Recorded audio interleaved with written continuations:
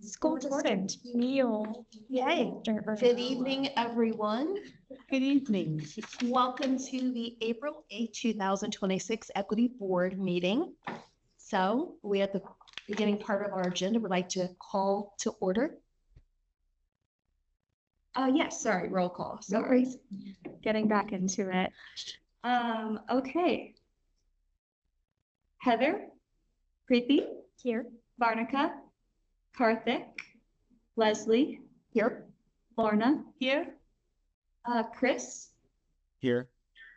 Awesome. And we can hear you just fine, Chris. Can you hear us okay? Yeah, I can hear you great. Great. Oscar, I believe, has an excused absence, and then Vaughn here. Okay.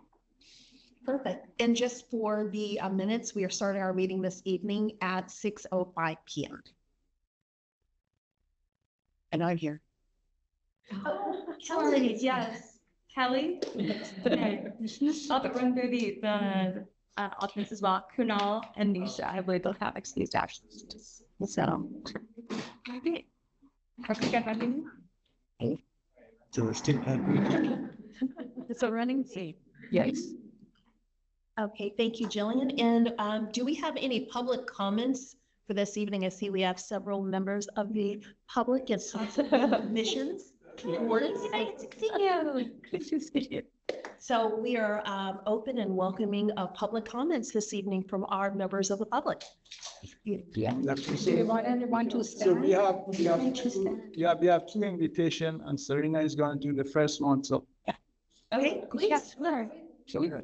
Okay, I've never done this before, so. No worries. I'm coming from the Garage. My name is Serena. I'm the program manager there at the Garage, which is a teen center, nonprofit drop-in center, after school program.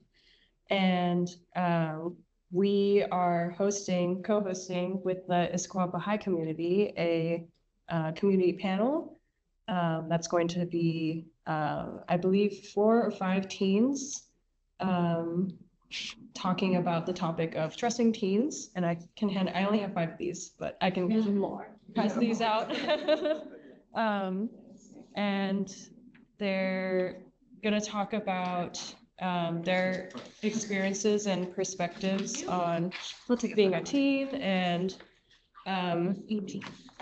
answering questions like, have you ever felt your opinions or perspectives minimized because of your age? So really talking about like what their experience is with adults and things they wish adults knew about them. Yeah, and we'd love it if you could come. It's free to come. It's right here at the Garage, which is right next to the Steelhead Room. It's going to be next Monday from 6 to 7:30 p.m. If you want to drop by and say hi. I think Flora and Saga are also going to provide snacks too. So thanks. I think it'll be a good way for you to hear from our young people in the community. Fantastic. Thank you. Yeah. So we thought this would be a great community exercise for the community. I will use a second program for May 2nd.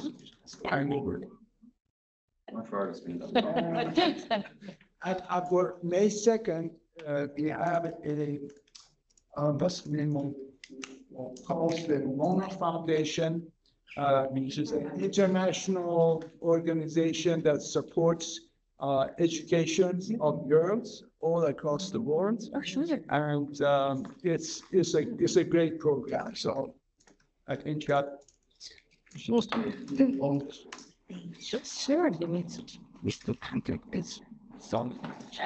Yeah, because that's the wonderful experience for projects around the world supporting the education of women and girls. It's in many countries around the world, and the speakers were veteran experience to share and learn from. So that's why I'm making. Ex-Microsoft person that is expanding to education and non-profit. Yes, too. Wonderful. Thank you for your time. Thank you. We appreciate all the work that the Benai community does here in Issaquah and also the great work of the garage. So thank you for sharing this information and also your time and bringing these great community events to us. Thank you. Thank you. Yeah, good to see you. Okay, the next item on our agenda is evening. The commission, Thank you. Good night. So tired. Thank you. The next business item on our agenda this evening is the approval of minutes from October 2025 and also February 2026 of the Equity Board. So if you want to take a look at the minutes that are, I believe, included in your meeting package this evening. And let us know if there are any changes, corrections to the minutes.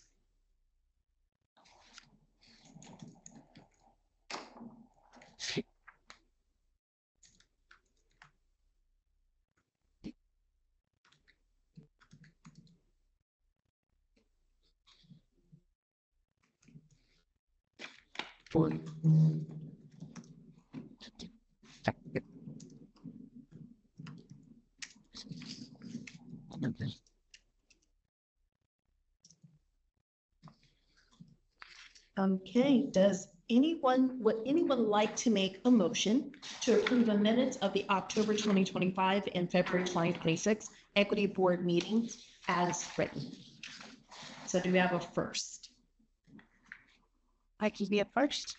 Fantastic. Second. Fantastic. All in favor? Aye. So moved. Meeting minutes are approved. Thank you very much, everyone.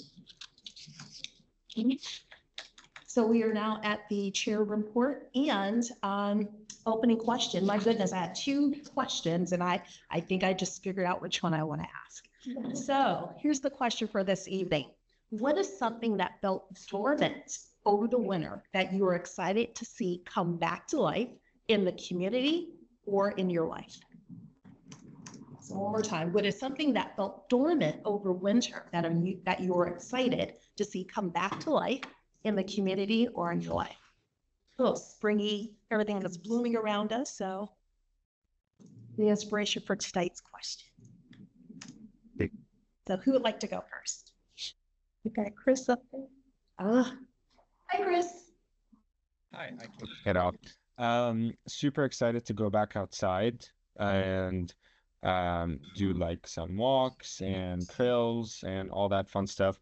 I know a lot of folks like to go when it's raining. Not a fan personally. I like to go when it's sunny outside. And so yeah, I'm excited about that and seeing everyone else out too. As soon as it gets sunny, you kind of feel everyone's on their bikes, everyone's walking around. So I love that. Absolutely. Thanks, Chris. Mm-hmm. Who'd like to go next? Okay.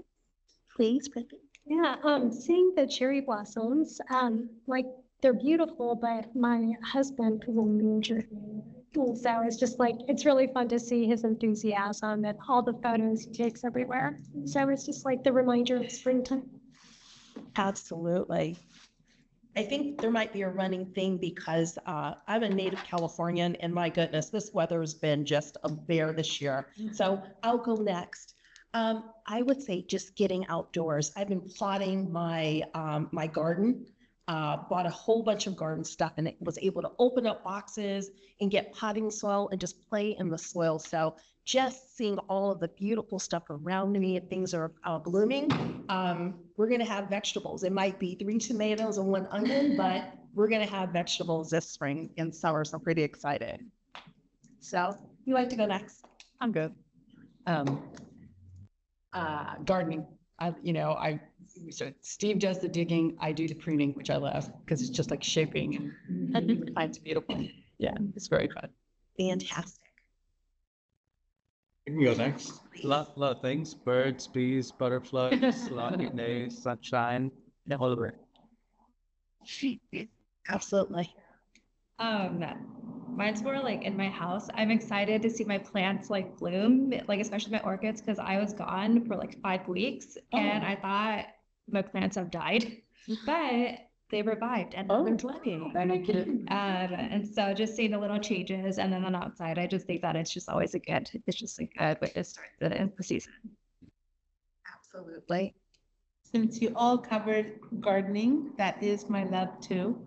But I'll talk about my neighborhood Friday after work get together. Our cul-de-sac tends to do bring a chair, bring a drink and a snack and sit on the sidewalk and talk and get together with the cul-de-sac. And the neighbors started it last year. And I so love that because I think that's one of the things we need, especially post-COVID, building community. And that's one of the reasons I joined this group, to figure out how to help our community build community. And I love that my street does that and I don't have to do anything for it.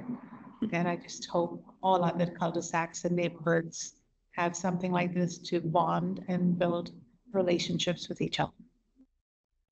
Absolutely. I have to say that Lorna is my garden inspiration. My husband and I went and dropped some items off last year, and she was good enough to show us her beautiful garden. And what she doesn't know, I was basically taking so many mental notes of all the things that I did wrong last year in my garden that she showed me how to fix. So I'll have to keep you updated on if I did it right this year. Sorry.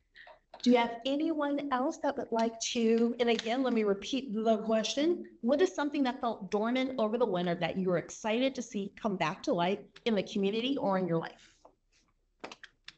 Yeah. Hey everyone, Jillian Straub. I know it's been a minute. So I feel like I'm feeling much more creative this spring. Like I used to do a lot of watercolor painting and stuff like that, and I haven't done as much of it recently, but I feel like I'm doing a lot more of that and like oil pastels and stuff at home. And it's just been really nice to like walk around the neighborhood, see the flowers, feel like, oh, I can like take a photo or go out there and like paint or draw that. And that's been really great. So great. Hi, I'm Andrea Lenner. I'm the Deputy City Administrator. And since I love plants, but everybody has covered that a lot, I happened to be on a meeting today and somebody's background was like a beautiful mountain and lake. And instantly I was just thinking how nice it would be to be out on the water. And that is something I do not do in the winter, but would love, I'm looking forward to more sunny days and warming up enough to get out there on the water beach. Hear, hear. Anyone online would like to share with us on the opening question?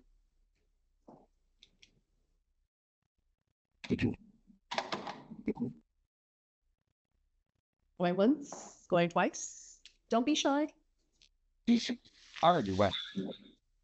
Yeah, you did. Thanks, Princeton. Okay, well, thank you all for sharing on the opening question. Apparently, we're all going to be outside, so love it. Okay, so it looks like our first business agenda item this evening is the Equity Impact Assessment Community Engagement Plan. So I'm going to hand that over to Jillian. Yeah, hi everyone. So I'm here tonight to talk a little bit about some of the work that I've come to Equity Board a couple of times over the past year or so.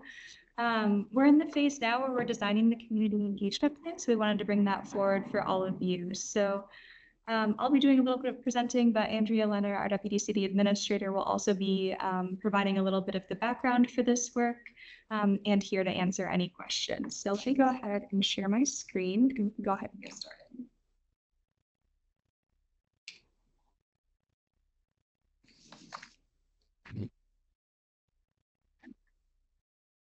I think that'll work for now.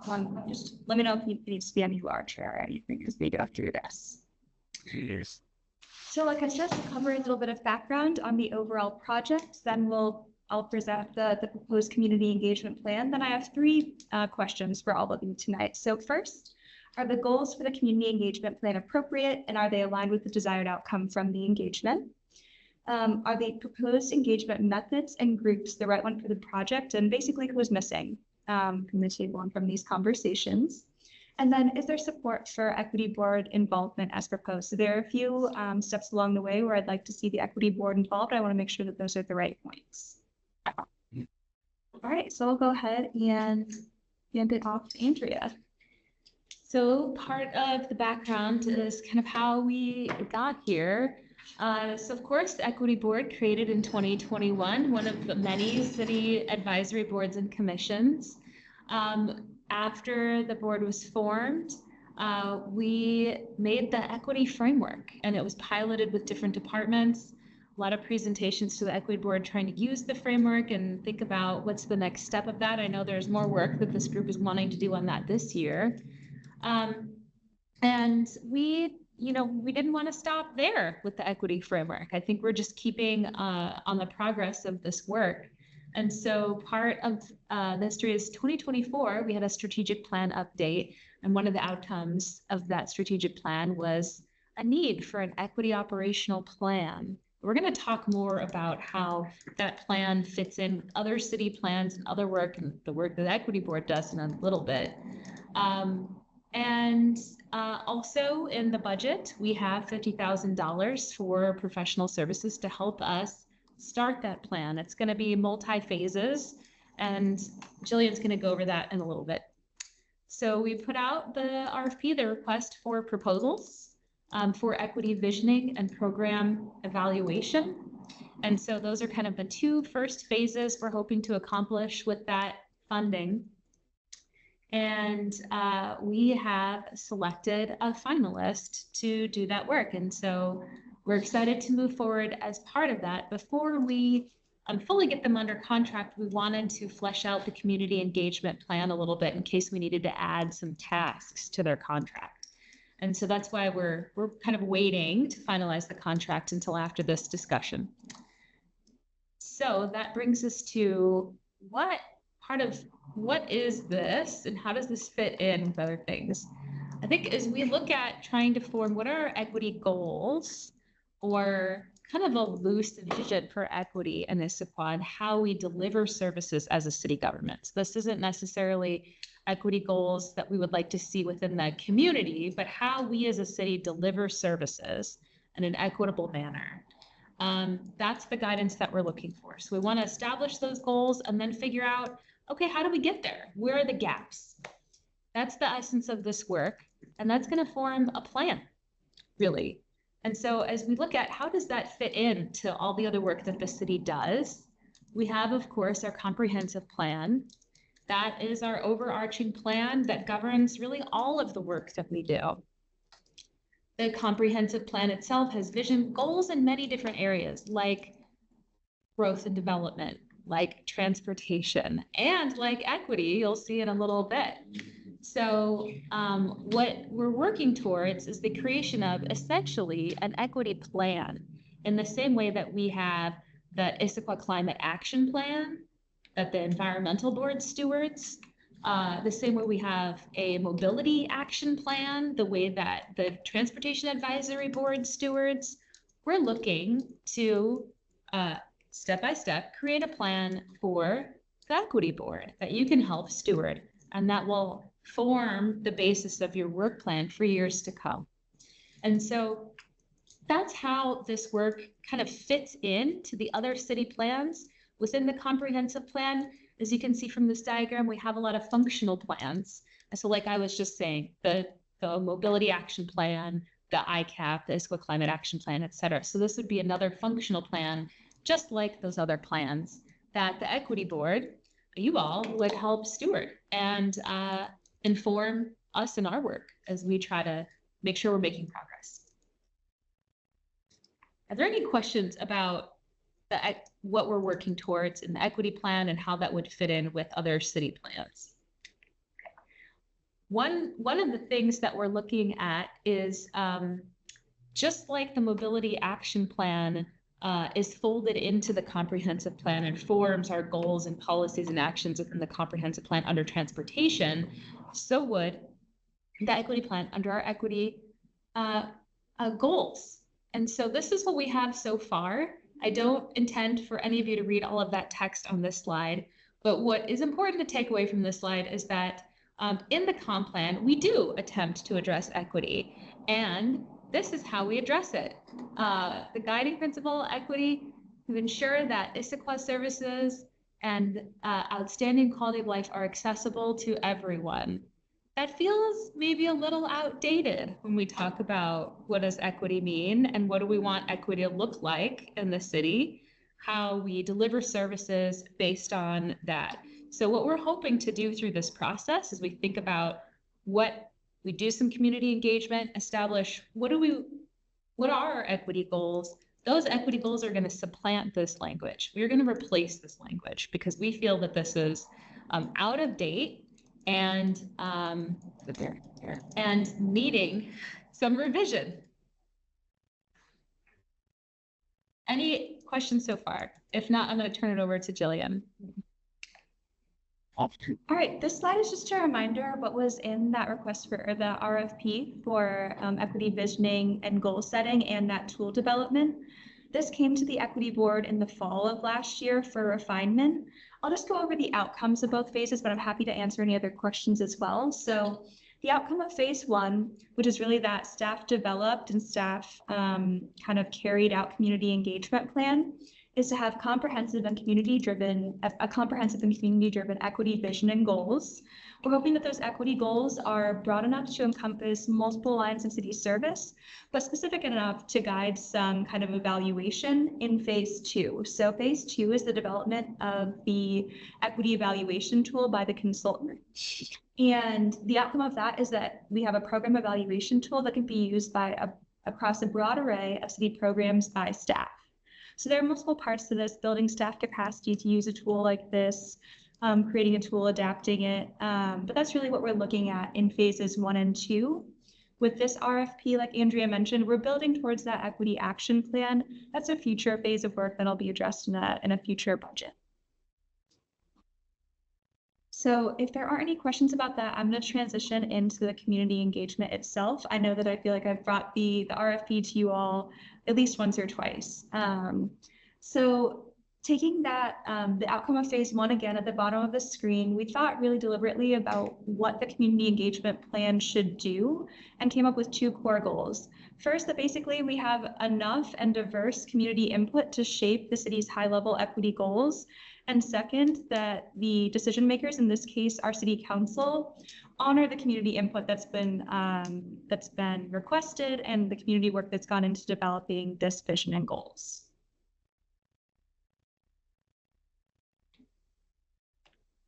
So as we move through this is just a helpful way to think about, as staff request feedback from the community, what we are basically promising to use that feedback for. So it's a way to keep us accountable as we seek feedback. I won't spend a lot of time here, but happy to answer any questions about it.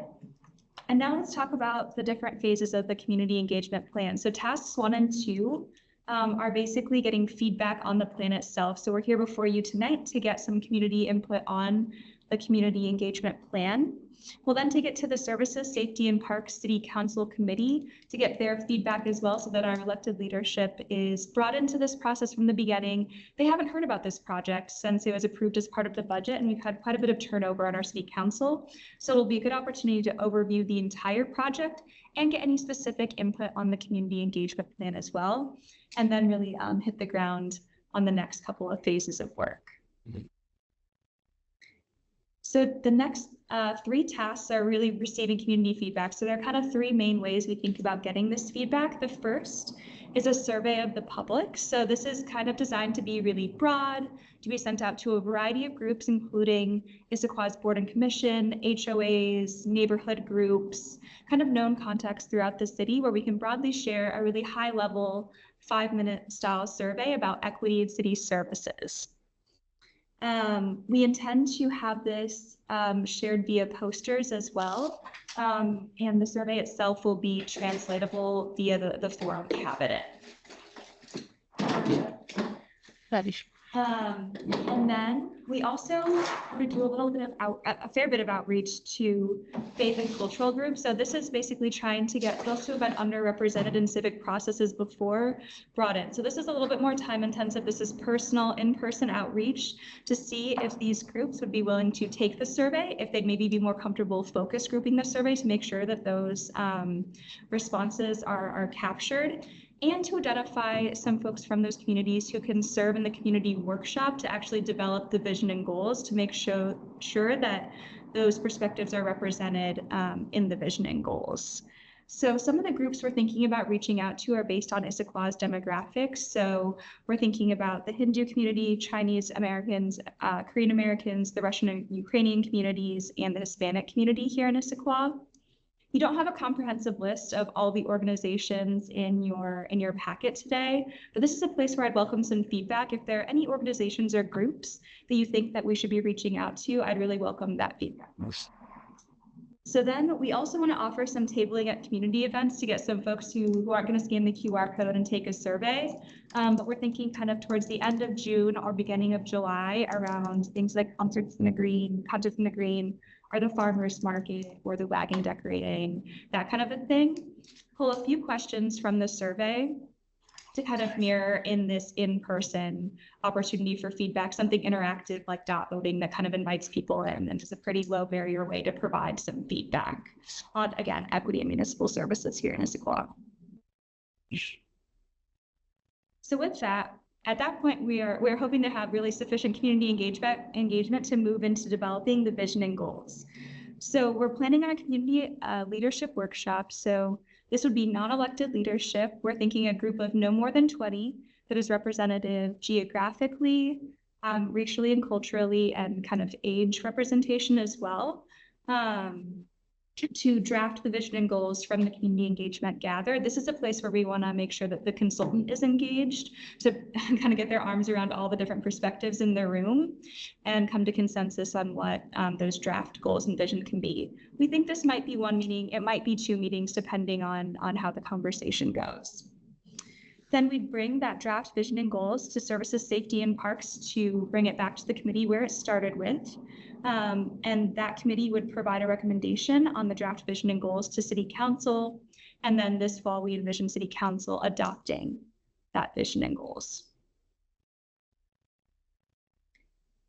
So this is really just a resource side to pull out basically where I'm seeking equity board feedback. So part of it is tonight, or really you can email me the next couple of weeks, any groups you think of that, that I should be reaching out to for some of that more personal in-person outreach to get feedback. I'd like to see, if possible, a couple of board members assist with tabling at events this summer.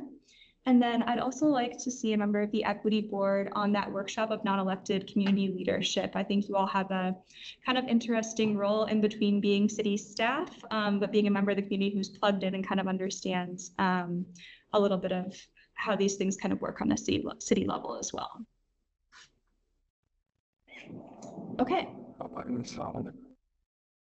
So here are our questions for tonight. And I think let's start with the first one. Are the goals for the community engagement appropriate, and are they aligned with the desire? Actually, let me pause and see if you all have any questions about the plan itself before we dive into your feedback. No questions for me. I think it was incredibly comprehensive from my standpoint. Very clear.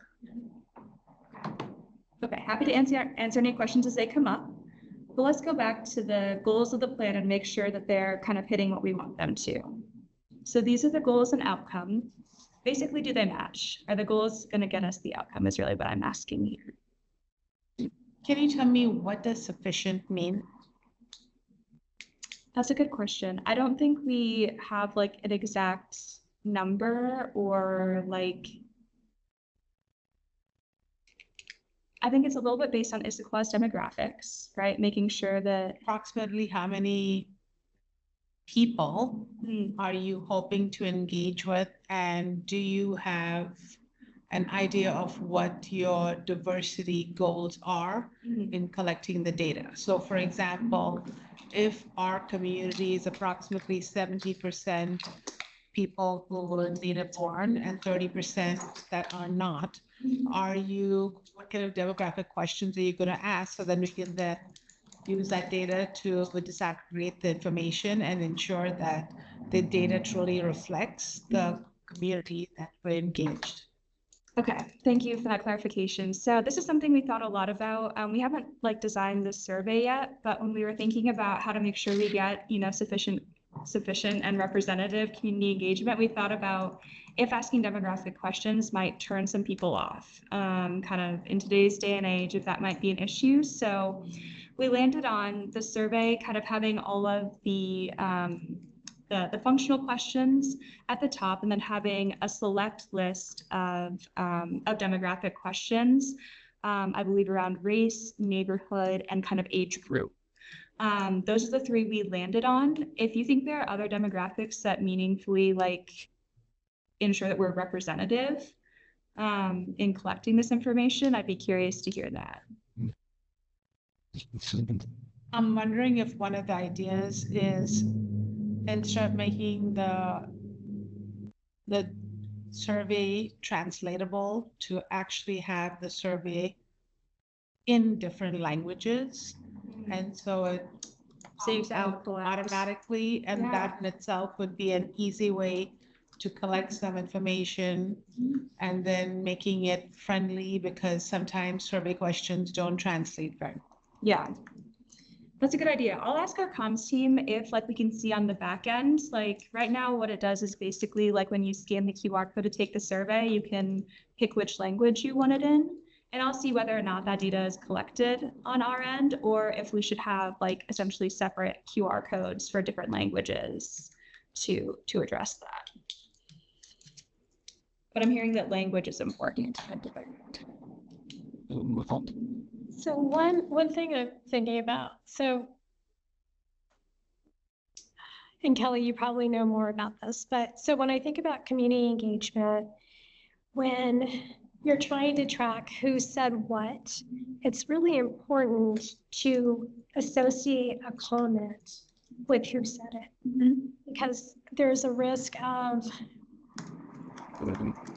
my diplomatic filters are failing me, but so say an older white male says something about teenage girls, and maybe they're making a recommendation about something like that. To me, that might have less credibility to that comment, because it's not by a person of that group saying it about what they need. So I think, especially so if you're in mixed groups, right, and not in affinity-based groups, it might be important to take note of who is saying what, and somehow weighing that a little bit more by that credibility factor.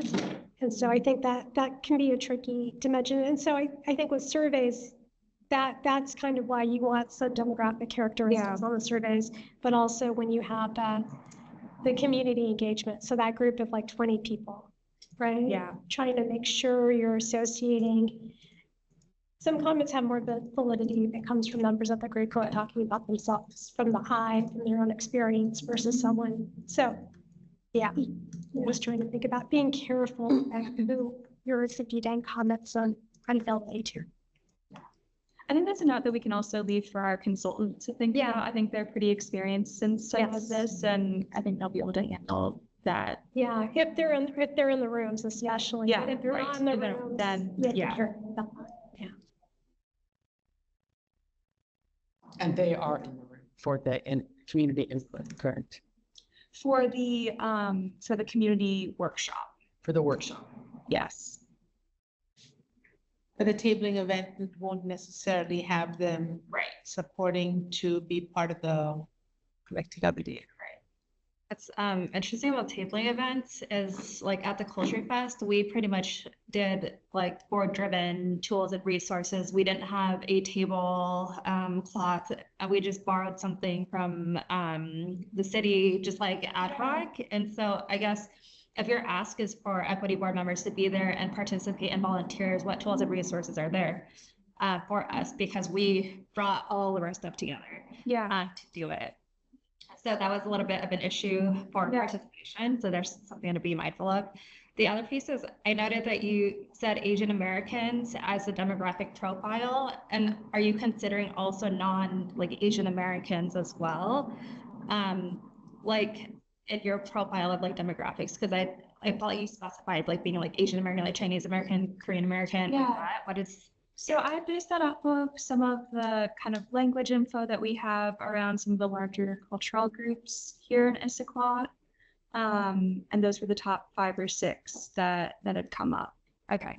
I think I would like to recommend making it a little bit more comprehensive instead of just very like specific like that. Because in Issaquah, I think that we have a lot of people who are not like Asian American or tied to be like we have a lot of immigrant communities as well. So those are some things to consider as you try to get a survey from like, you know, the community and things like that.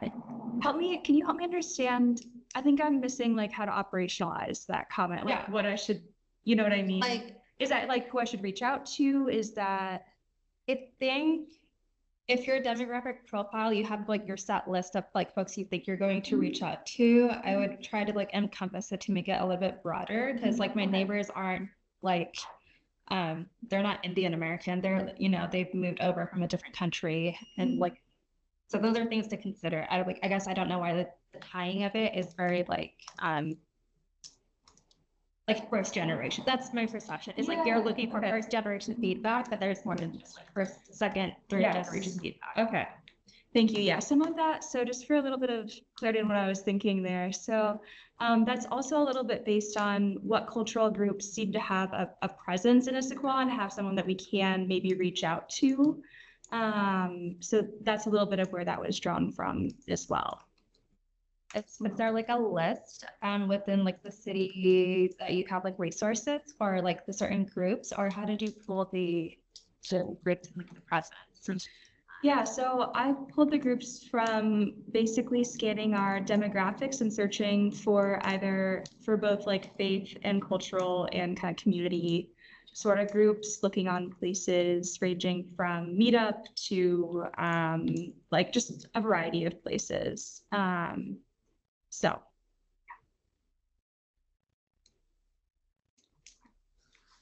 Jillian, I had a question in regards to something you had mentioned earlier, and I think that what makes survey work a lot easier and I think more comprehensive is using standardized lists that you already have now. So you have data that you can utilize now. But I'm always concerned when there's the use of, I guess, a go-to list of contacts that we're kind of missing. The folks that may very well provide some amazing feedback. So I just want to share my concern that we're really casting a wider net than just what our current resources are. And like, for instance, I think about service and charitable organizations.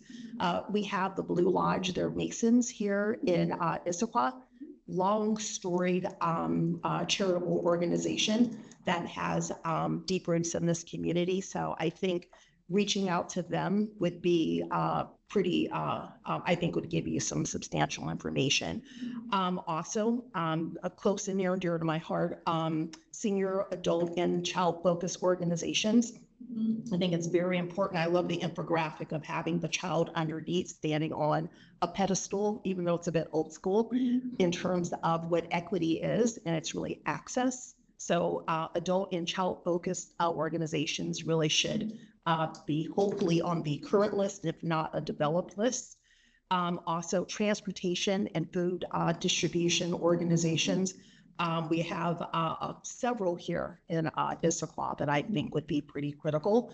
And then also recreational organizations. I think they can really give a lot of feedback in terms of access and equity. So, yeah.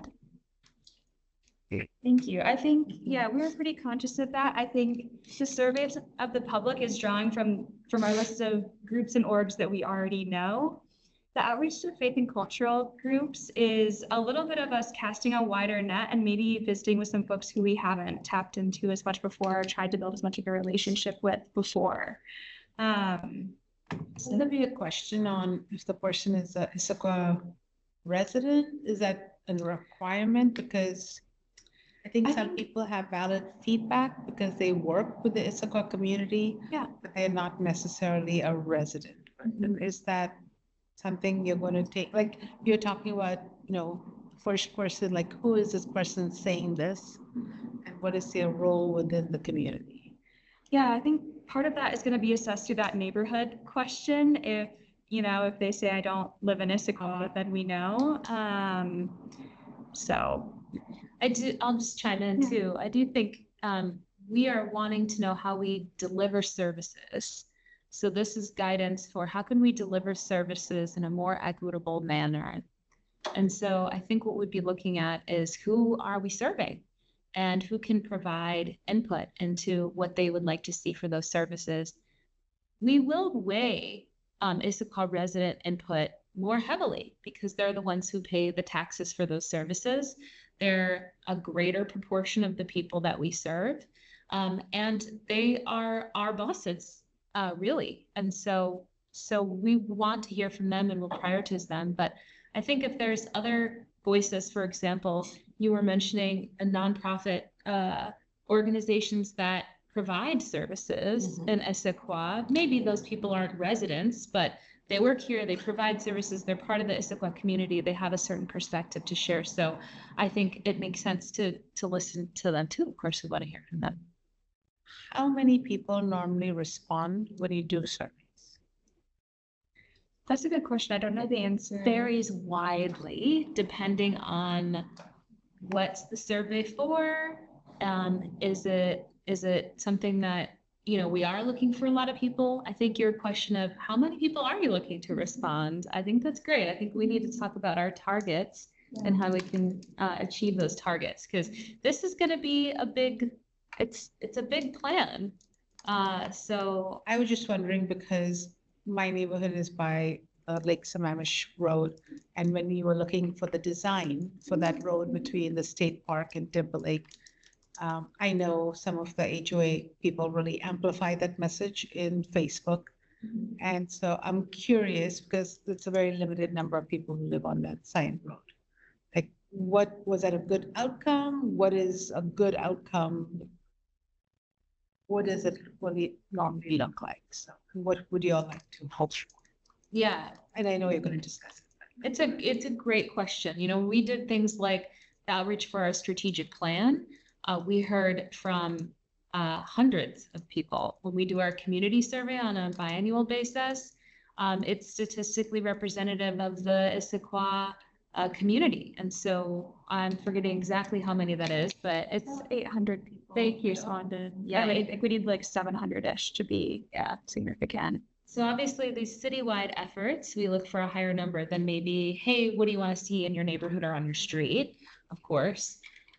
So I think we need to, it's a great point. So what are our targets? What are we hoping for? We should talk about that. So Andrea, one thing, I don't know if it was you or Leslie, but so this is community feedback, but do we want customer and client feedback? Look, so like the Human Services Commission and all the people they serve, like, will there be an effort to have surveys reach customers of the city? Do you want me to take that? Yeah. Okay. So I think so yes, I think they're folded into this population of people we want to hear from. The first phase of this work is we think about trying to establish some equity goals. That's going to form the overall, where do we want to head? And then the next step is looking into specific lines of service, specific programs, and saying, okay, if this is our goal, let's refine that for this specific service or this specific program. And then really engage with those people who are receiving those services in terms of how far are we from that? What are some of the things that we can do to fill that gap? And so I think this is not the end of our community engagement on forming the equity plan. This is really the, let's establish what are our guideposts, where do we want to go? Yeah. And then we're going to keep diving deeper into how we deliver services, understand what that experience is from those that we serve, that can then form our actions to get to those goals. The first step is let's figure out where we want to head. Have you heard of targeted universalism? It sounds a lot like that. So you're using the community phase to get those universal goals, and then digging in to what is the gap for different groups within the community, and that's where targeted, like you have goals for each, unique goals for, you assess the gap for each of those groups from that universal goal, and you design something very specific from those goals. You're just Great. Wonderful. Thank you for sharing that. That's, we'll look into that. Thank you. The other piece of feedback so I've done related work at a different level of government, and there tends to be confusion over what jurisdiction does what services, provides what services. Yeah, like for county government, it's very murky what the county provides versus cities, versus state and federal. So there may, and hopefully the consultants can help with that, like how to clarify what is the city of Issaquah, even the school district, right? The lines are all blurry for people. So if you want something that's a little bit more actionable, you might have to clarify what are municipal services. Yeah. Great point. It's very confusing. Yep.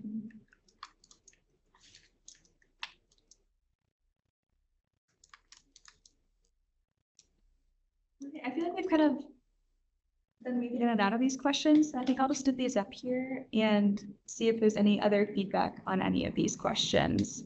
And Quan, I know you had a question about like what resources we'd have. I think in this case, because it's like city programming in kind of a different way, we'd provide the engagement tool, whatever that is, and just ask for volunteers to show up and do some of that. Like, hey, do you want to place a dot on the spectrum from equity to equality or whatever it is? Yeah, I think just from being there, I don't remember what it was, but there's like this thing about people shying away from doing the engagement because they're so unsure about like being right or wrong and having a conversation. And so I don't know how to capture and like make sure people feel like welcomed into doing that, this kind of like feedback. But maybe like a pre-meeting or something if folks are interested to walk through exactly what we're asking, possibly. Okay. Yeah, because it does get a little bit like awkward, and like some people got it, some people didn't get it, and then we had younger demographics that were like, oh, I understand this, and then so just within just a conversation itself, takeaway is different for like group and people who approach the table. So I guess the question is, will there be training for everyone before we are off for tabling at events like the farmers market and so forth? And I also wonder, for the equity board to be involved, could they be partnered with city staff? Yes. At the same time, so it's not just two board members sitting at a table asking, but someone from the city, in addition to someone in the community, which is the board. So I think that it's a little bit more welcoming. So we can do the perspective of people working for the city, as well as people who are volunteering and will help, to invite more voices. Yeah, I think that's great. I think we maybe have room to ask our internal staff equity team if anyone wants to do that, and to have like a little bit of a prep meeting so everyone feels like we're comfortable and we know what our roles are and what we're doing. And regardless, I was planning on being there, so you'll have someone from staff.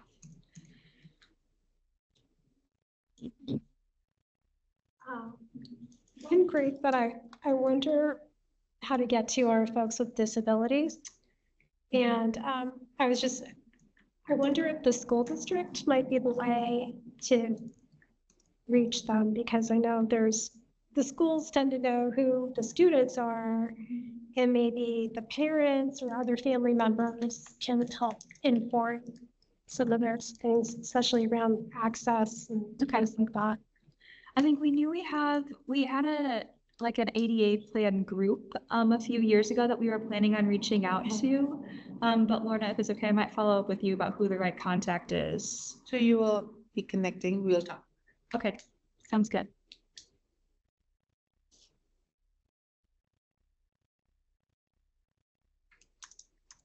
All right. I'm seeing a lot of 27s. Chris, I know we've been talking for a while. Any feedback that you wanna throw out here? Everyone's been kind of saying what I'm thinking, so I'm good right now. Thank you, though. Okay. I think the sense I've got, I'm just gonna run through each of these questions and make sure I've got it right. Okay. So it feels like the goals for community engagement are appropriate, but we need to do a little bit of fine tuning on what it means to have sufficient community engagement. The proposed methods and groups, are they the right ones for the project? I think we got some suggestions about who else to reach out to and how to be pretty careful about using that feedback, making sure that it's associated to people from the group that is being discussed. And then it sounds like there is support for equity board involvement, so long as it's not just a like show up, it's a little bit more, a little bit of prep beforehand, making sure that city staff is paired with equity board volunteers. Can I capture the conversation and the feedback? I think so. Okay, and that's all I have for you tonight.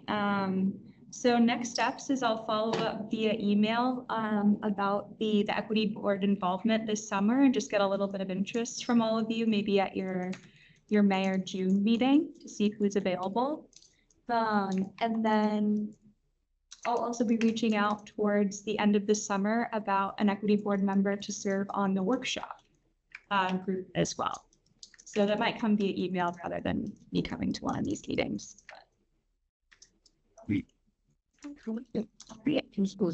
Thank you. Very thorough. Much, Jillian. Yeah. Fantastic presentation as usual. Thank you very much.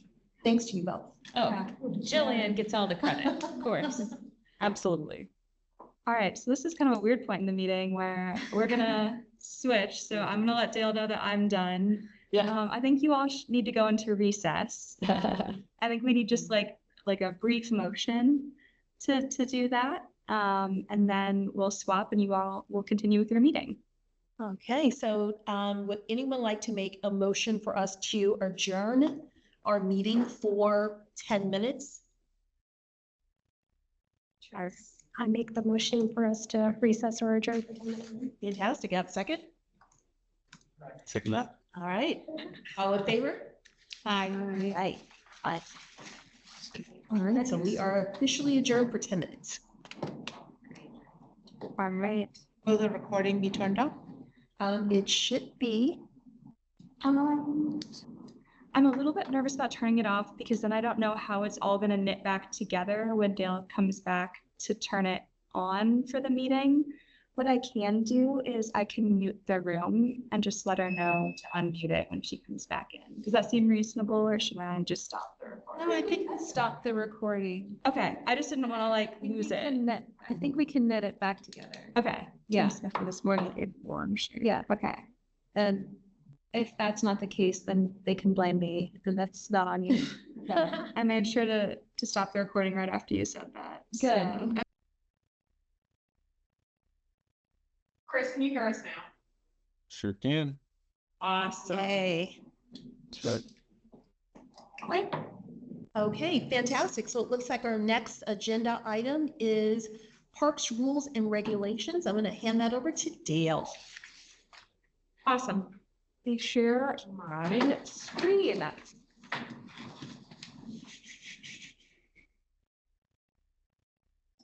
As a side note, this is a bigger screen. It is, it's quite sizable. And it's a very spacious room. It is a little echoey in here, which is like less great, but we're making it work. It's got these multi-cameras. I know, don't you feel a little bit like you're being very seen? Yeah. Little. It's not that cold. It's Great. Okay. I'm really excited to talk to this group in particular about this current project that our Parks Department is working on and that I'm supporting them in their work. Back in early January, though the story of this starts much earlier, as you'll see by the materials in a moment, we really started some early development of park rules and regulations, something that little known fact, but now known by anyone that watches this recording, do not explicitly exist here in the city of Issaquah. So when this went to council, Councilmember Nichols explicitly asked for an equity lens to be taken to this process. And so I am here bringing this to you, introducing it to you. It's still quite in a nascent stage. The purpose of tonight is to get your feedback on the plan to update and consolidate park rules and regulations within the city's municipal code, as well as to gather initial thoughts on key rules to be included in updating the rules and regulations. There are some specific questions we're going to come back to. We're actually going to go through each of these individual questions rather than sort of stopping at the end. I want to answer question 1, then I want to give you a little more information, then I want to answer question 2, and then I want to give you a little bit more information, and I want to answer question 3. So do you agree with the administration's general direction, which is to consolidate, update, and clarify park rules and regulations within a single chapter of our city code? What topic areas do you believe will be the most high interest for the community in terms of rules and regulations? And do you already have policy perspectives on the position the city should take on these topics? And what, if any, thoughts do you have about the overarching approach to broader community input, which I'll share a bit about as well. So we're going to start with this first question. Do you agree that it makes sense for the city to consolidate, update, and clarify park rules and regulations within a single chapter in the municipal code? A little background on this. So the park rules, as they exist currently, are sort of sprinkled throughout the municipal code. There's a little bit about park rules in terms of land use and acquisition that's in the land use portion of our code. There's a little bit about like, don't put trash here in one title. There's an animal control chapter, but there's not one place. So if someone were to Google, what are the park rules for the city of Issaquah, you wouldn't find really anything. And there's certainly, you'll notice as you move in and out of park space, trail space, they're not posted anywhere because, well, a held secret, they don't exist really. And we certainly don't have any sort of mechanism for enforcing them. And so why have rules if we also don't have a plan to uphold those rules? Also, the rules that do exist, so the stuff that's in chapter, that's in 9.25, that was last updated in 1985. So, you know, I wasn't alive then. And then the more recent update in 0.26 was updated in 2000. Still people in this room that weren't alive. So this collection of park rules within the code as it exists, they're simply not complete, and they're a bit well-aged. Leslie, what do you say? 65 and better. They're you know, 26 years and better. Also, not all the current and emergent issues that we experience in our parks are covered. And there's actually no framework for how to address emergent issues. And that's one thing that we would hope to solve in this consolidated chapter is like, how do we address things we can't say for sure are going to happen, but we know we can anticipate things will change and evolve. And that's made it difficult for us to address or even enforce current behavior that might not be well received. I can't even wait till we get into the topics. I have feelings about what everyone's going to talk about, but you know, if someone were to say like dump a bunch of trash in the park, there's no way to enforce that behavior isn't allowed. And I think that's something that we want to think about. Like, there's just no way to stop anyone from doing really anything less than a gross misdemeanor. So anything that's like not against the law, there's no way to say, hey, that's not something we do here. Off-leash dogs, for example. So we have a little bit of an opportunity to provide a more complete set of rules. One thing that is really great is that there are actually a lot of cities in the region right now that have been going through this process over the past 3, 4, 5 years. The city of Shoreline adopted a chapter of rules in 2019, shortly after the city of Redmond did the same. And I know the Redmond's rules were included as an example to look at for this evening. And then the city of Kirkland is I would say in the next 2 weeks about to adopt a similar chapter for themselves. So this is a sort of thing that's happening regionally. The good thing about that is that I've been able to talk to those cities about their processes, learn more about the things that they considered, which I think has the opportunity to make this a really strong set of rules that are really thoughtfully constructed. Also, this is not just coming from Parks. I'm supporting the Parks team as they work on this. We've consulted the Human Services team. We're working closely with the police department, with our city attorney. So this isn't something that Parks is just doing on their own. We want to make sure that this is a really collaboration among departments. Specifically, Human Services has been a big part of as we've thought about sort of the way we want to go with this. And then there's also been an opportunity to engage the city's boards and commissions in this process. So the park board, clearly, they've already had an initial touch point here, but also getting to engage the equity board this time and to come back to the equity board before the proposed chapter goes to council.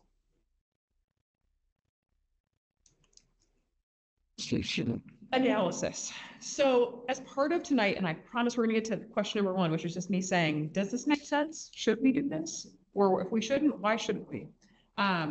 In preparation for tonight, I shared the City of Redmond's recently updated Parks chapter, as well as a little bit of a like a crosswalk item of like what do we currently have, if anything? What does Redmond have, and what are the notes, sort of the differences between them? One thing that I really like about the Parks chapter for the City of Redmond's code, and that the Parks board also really appreciated, is that 1, it's consolidated in a single chapter. 2, there's a dedicated section for definitions.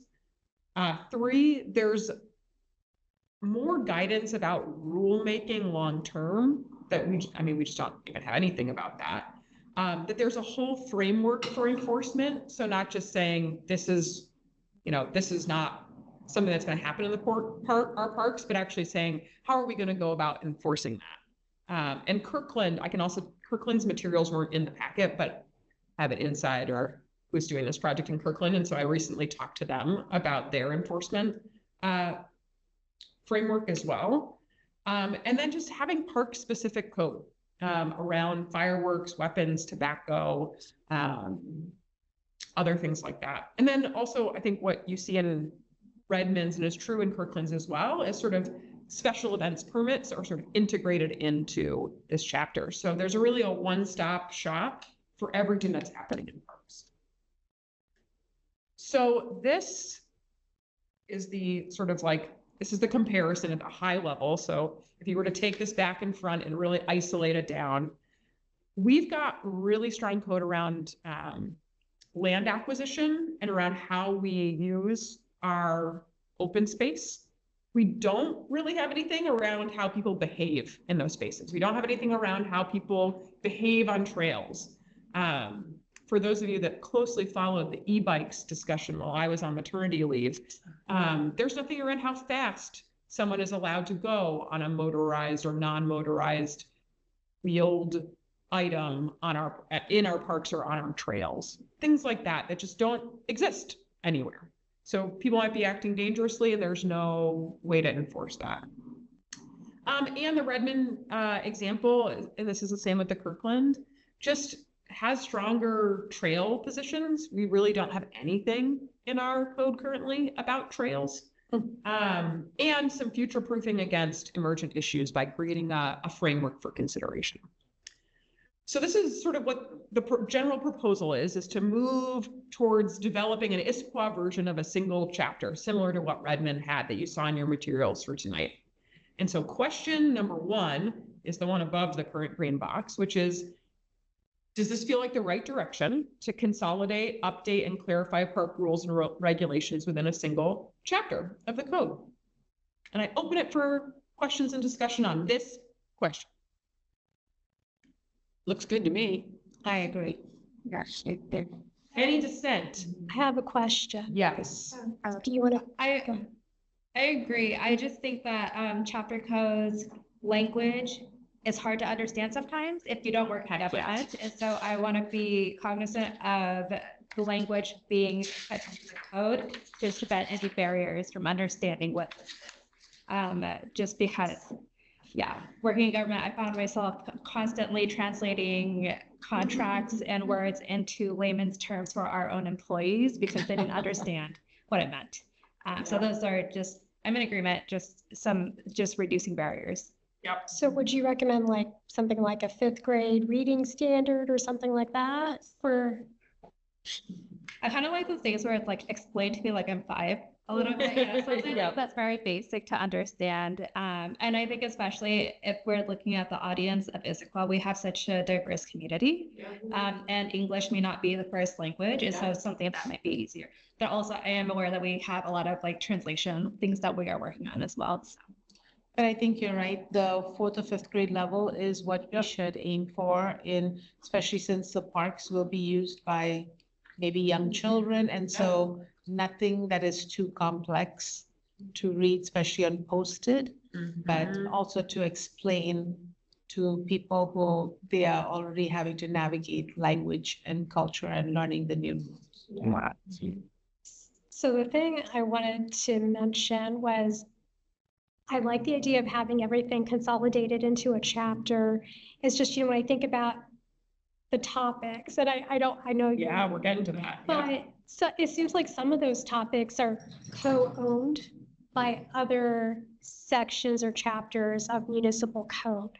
So like safety, around firearms or, alcohol, open containers, speed of motorized vehicles. So I'm just wondering if we put it all in this parks chapter, if something changes in a related article in a different area of city code, is it all of a sudden going to be really hard to make sure that everything is tracking and consistent? I don't know if we're opening up that big can of worms. That is why we have an excellent clerk's department that will make sure that it's tagged. Okay. So when it does change one place, it will have to go through the process of getting changed elsewhere. That's more likely to go one way than the other way. So if it gets changed within the parks chapter, it won't necessarily push out to the broader city. But if it does change at an umbrella level, it'll push. Okay. It would need to be reapproved within this chapter. Okay. Cool. Yeah. Also why we have police as part of this, because a lot of that would be around sort of gross misdemeanor behavior. If things were to change around enforcement of gross misdemeanor behavior and those misdemeanors are happening in our parks, we would see that change there as well. Yeah. Great note. I think it's very smart of the city to go in this direction. Just based on what I do for a living, having to look to many different places as opposed to one place that basically has all the information that you need in terms of rules, enforcement, expectation, in one place is very helpful. And I also appreciate 2 things in terms of what Redmond is doing, and I hope that that's encoded in what the city is looking to do, which is the future proofing against emergent issues. So really that aspect, but also the anticipation that we are going to have challenges and having kind of a forward-thinking process through these rules that this is what's going to happen if X thing happens. Yeah. So I think it's a great approach. Yeah. Awesome. Thank you, Leslie. I think Chris had his hand up for a little bit, but Chris, thank you, Quan. All good. I wanted to agree about what y'all were saying about the 8th grade reading level. That's usually the standard we have when we're communicating across the country, because we have a lot of managers who English isn't their primary language. So anything that comes from Costco, we kind of want it to be at that 8th grade reading level. So it's inclusive of everyone. So we get rid of all the jargon and like words that not everyone is familiar with. That's great. Super helpful. Well, very much heard, very much noted. Awesome. So, quick minor comment is, I don't know where this is going to be displayed besides in the chapter, but maybe having a QR code that people can just use to look it up easily. People are so good at jumping ahead to my next question. It's the problem when I give them at the beginning. So let's do question 2, and then Karthik, I've noted that for question number 3. The next question set I want to answer is, what topic areas do you think are going to be the most high interest for the community? And do you all, with your equity lens on, already have perspectives on the position the city should take? The next couple slides are just some of the issues we're already thinking about. So some of the issues we're already thinking about, types of rules to consider, and you saw some of these in the Redmond example. Animals and pets, parking, hours of use, swimming and access to water, waste, litter, drones. Well, specifically, I should say drone operators, because you actually can't regulate. I'm learning all sorts of drone operators. Self-driven drones, maybe? We're not even go there yet. Amplified music, PA systems, interference with park and trail use, damage to property, damage to wildlife, the vegetative kind, but I guess also the animal kind. Removal of property, dumping in water, solicitation, smoking, etc. And so I'd love to just open it up for topics that you all already think from your own experience in Issaquah parks are going to be high interest, or things that you do foresee us as a city really there being value to creating some clear rules and perspectives that you may already have. And then we'll talk about enforcement framework afterwards. Where does having large gatherings at the park fall in? Because I think sometimes people want to have a large gathering, like party, or like a teenage party, or maybe a birthday party, and they're going to bring everything there. Yep. And how does that work? And so I think having clear directions. Yeah. So that all park users know what the rules of engagement or the rules for the park, how to use it. Yep. That's a great point. That's kind of hidden right now in a lot of ways, like within special event permitting. If you go that route, it's not clear. It's not. For some parks you can rent shelters, but some parks you can't. But then some people are like, well, why can't we just go there and put some tables and set up? Yep. Can you get married there? Can you, Yep.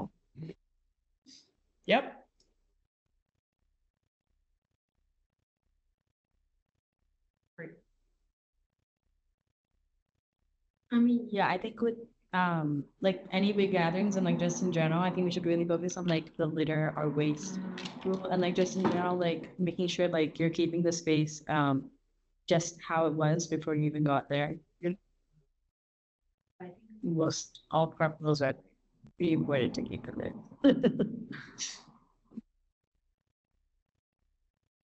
Not sure if you had this in the previous slide, but just overall guidance around noise and lighting. Because a lot of people go to parks for quiet and not like bright lights everywhere. So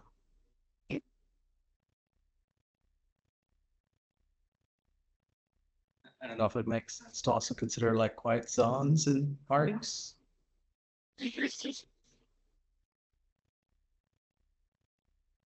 The parks that don't have pickleball, more amenable to quiet zones. Yep. something about locations for where bicycling, skateboarding, skating, walking, running, because as someone who walks on trails, sometimes you're sharing. Yeah. But what if it's a space in a park and then you're having to deal with people doing certain activities in some areas? So like areas at that location for where certain activities. I don't want to be like bossing everyone around and how to use the park, but just to keep people safe, right? Yeah. Dale, just popped in my head because you brought up, and I did follow the e-bike saga. It was quite soap opera-ish. Are there any considerations about use of e-bikes or other like electronic kind of either recreational devices on either trails or in parks that would have an overlap with wherever they're named in the code in here? The way that right now, at least the emerging thing that is being considered is not necessarily a prohibition on devices, because I think we can't anticipate all devices. Sure. As someone, for instance, who's like seen those like delivery robots, but I do think, yeah, wild little robots delivering food. Not in my neighborhood, but I was in San Francisco not too long ago, and I was like, man, everything here is autonomous at this point. Wow. Speed is something that feels very important to define a speed limit on trails. Makes sense.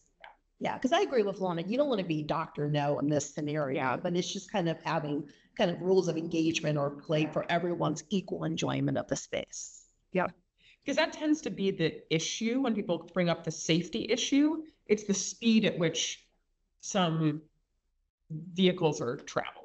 And maybe even something like in these areas, a bicycle should be walked rather than ridden.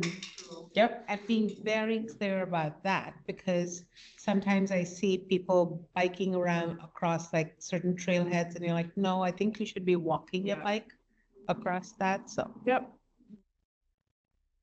So really, so some of these topics, and I think it ties to your next question, but you know, like, so controlled substances, you know, I'm thinking there may be like a cultural aspect to some of those things. I mean, this is so like, I just think, you know, certain community members need to be engaged before some code gets written up around, like, so medicinal marijuana, for example, or, yeah, I don't think our, you know, indigenous populations who use like peyote or, you know, but, you know, kind of thinking of that, and, you know, which communities have the rights to do certain things. And I don't know if it's in public spaces or whether that should be considered or, and then we know, and I saw in the Redmond Code, like fishing rights, there's like a little caveat around fishing rights, but if there's also, you know, like how to be, I think there's an opportunity to write that and also be respectful and also educate the public on certain communities that have the rights to fish.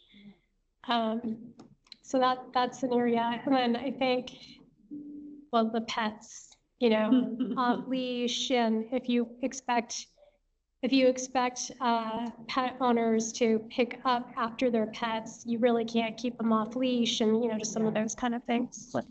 Yep. Yeah.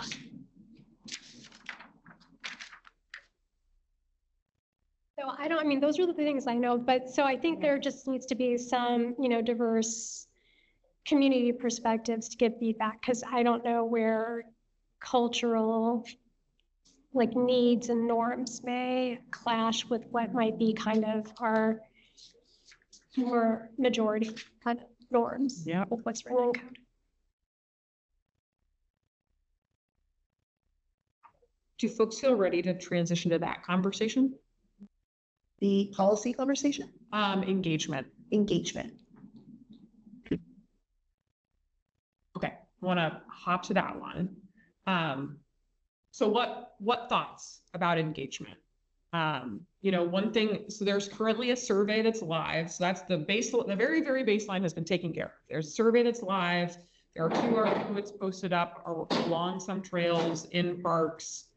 They'll be up there for a while. But we are thinking about other engagement, knowing that there's not we don't have a lot of staff capacity to do this long term. We do have a conversation set up with Snoqualmie Tribe to talk about specifically our open space, but wanted to get this group's thought on broader open space, access to water. I'm trying to think of the other things that are on that agenda. Other particular groups that should be engaged. have you spoken to Friends of Lake Sammamish State Park and the Issaquah Alps groups to get some input from them? The Issaquah Alps Trail Club has representatives on the park board, so they've for the Friends of Lake Sammamish. But Friends of Lake Sammamish, yeah. That's a great one.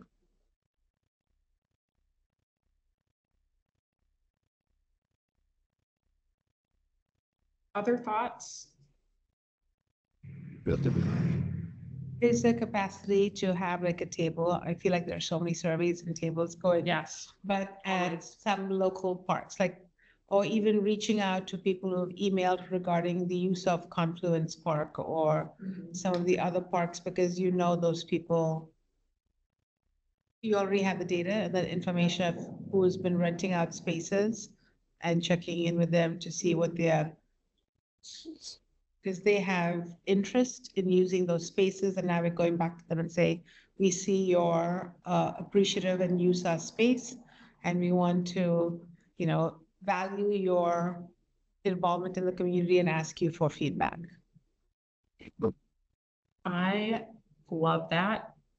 And it validates an impulse I had. So now I can say someone on the equity board said it.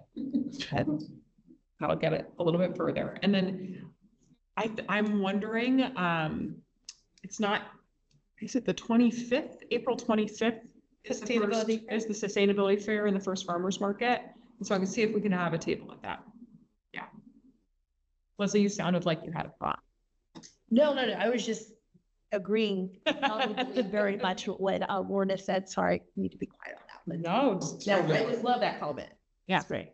Very similar, maybe it's already captured on what you said, but do we know if there's data of that sort for all the parks in Issaquah on how it's been used over, say, the last 2 decades? late breaking, not yet news is that we are looking into acquiring access to data that would tell us more about park use right now.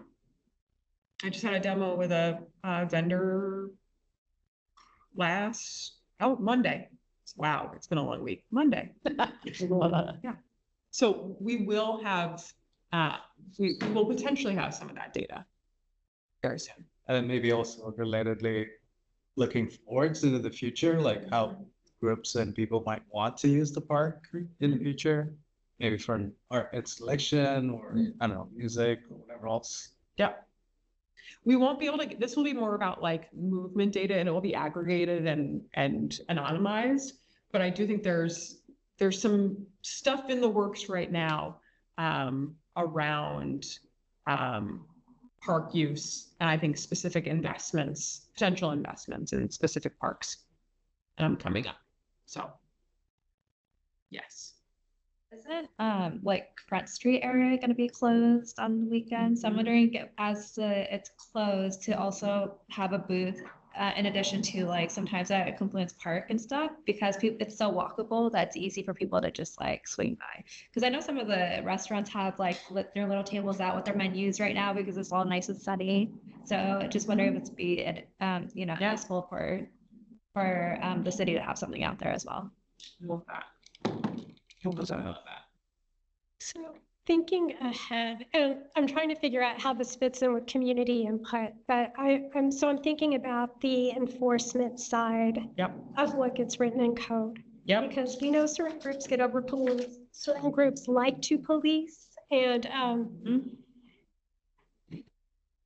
I feel like we could set the stage for a productive conversation around the enforcement side to avoid people. Like I was on the bus this morning and the person with the dog came on and someone behind him was like, are you allowed to have that dog? Talk to the driver, is he allowed to have the dog? And it was just like causing this big ruckus. And I'm like, I can imagine something like this just creating opportunities for just nasty interactions between people. And so I don't know, but something around like how this would be enforced and what are the norms, how to be respectful about it. Yep. I had some of the same thoughts when we had our pre-meeting, Karthik and I with Dale. And to the policy question, I wrote myself a couple of notes, which is just in terms of equity. what would be the process to ensure that public engagement with park users is equitable, fair, same thing, and consistent in relation to communication of park rules and issuing tickets and violations? So that was one thing. And then I call this as a must-have. Is there an audit or review of this process in the revision of the proposed park code? So more kind of overall, after these rules are implemented, as a kind of a review or an audit process. And I think that's really what I'm getting at is, are we looking at the rules as they've been implemented in the effects and how they're being, I guess, how they are being enforced, and then what the effects of that are. I also made a note to myself, is there a reporting compliance mechanism in the park code or another area which reviews reports on a regular basis, question mark on what regular would be in this case, on enforcement engagement by park personnel and the public? And then, yeah, generally, those are the comments that I was thinking about, which is, I agree 100% with Preeti, which is you have certain people that believe that they are the police or they are the authority when in reality they are not. And so I think we need to have, I think, a strong lens on how these rules are being implemented, who's doing it, and then also studying the after effects of the groups that are basically being focused on. And hopefully that's being done as fairly and equitably as possible. Really like that. Yeah, and it brings us to the part that's not quite in here yet, but a conversation, and I'd be curious folks' thoughts. So one of the questions in the survey is getting folks' opinion on what should be the approach to enforcement. Like, how would you like to see rules enforced? Would you like to see that done through education? Would you like to see that done through some sort of penalty, of some sort of fine or penalty? Would you like to see it done through, it's not removal from parks. I'm trying to think of the phrasing in there, but one of the ways that the way that Kirkland is approaching it is around sort of someone that's committing civil infractions. They get a verbal warning, and then they are asked to not be at that park first. I think it's 7 days, and that is the first sort of level. And then after that, it's a longer period of time. And a little bit of that is based on, I believe in their framework, based on the severity of the infractions. So for civil infraction, is it a gross misdemeanor? And then individuals have the ability to petition for that to be dismissed for that. Again, it's not removal, but my brain has been in a million places, banning someone essentially from. And so I talked to our parks ops team because I was trying to get a sense of like, how burdensome would this be, or how many people do we think this would actually touch? And their feeling was that there are a few people that are known to them, but this isn't like, you wouldn't see dozens and dozens of people being banned from parks. And that the biggest issues are, maybe unsurprisingly, off-leash pets. And that if you actually look at Ranger Alex's log, so he does keep a log of all of his interactions with people in the parks. It is like pet off-leash. 90% of the interactions are pet off-leash, pet off-leash, pet off-leash. And yet he had no recourse of any kind, besides saying, hey, we don't allow for dogs to be off-leash. We're opening a new dog off-leash park soon. We hope that you take your dog over there. But no, I guess, teeth to that. And so we're considering, I think we're not looking to go immediately to like, let's find someone, because that's, I don't think, productive, nor do I think we have the staff capacity to like find people every time a dog is off leash. But I think it's the people that are the habitual, maybe rule breakers, being able to have some sort of thing, some sort of stick to levy. And that was my next question too, which is there enough city personnel in terms of park and recreation to be in the many places and to make appropriate, engagement? Yeah. And the answer is they're not to catch everyone breaking the rules. I mean, not to out myself as a rule breaker here on the record. I live in the city of Seattle. I have a dog. I have a park right next to my house. I break this rule frequently. There's a big sign that says, don't do this. And I do it. And I don't do it when there are kids in the park. I like very specifically do it before there's anyone else around. And if a kid enters the park with a soccer ball, my dog and I leave. And there are people in my neighborhood that don't abide by that. And there are people in my neighborhood who have gotten caught by animal control and fined and the whole 9 yards. So it's like, Ranger Alex isn't going to be able to be everywhere. Sure. But the hope is that he's going to be able to engage enough and have a little bit of something to actually do that maybe changes behavior broadly. Sense. So this is reminding me of like, not pet owners, but other people who might be really impacted by this kind of rules, or maybe unhoused people, tenants, camping. Yep. Finding them, is not going to do anyone any good, right? So I don't know if this is in the municipal code, but what is there to help make sure that folks who can't afford, who have no options, aren't just further getting worse off through this kind of. Yeah, we're going to keep, human services is a big part of this conversation. We're keeping our service first approach. Okay.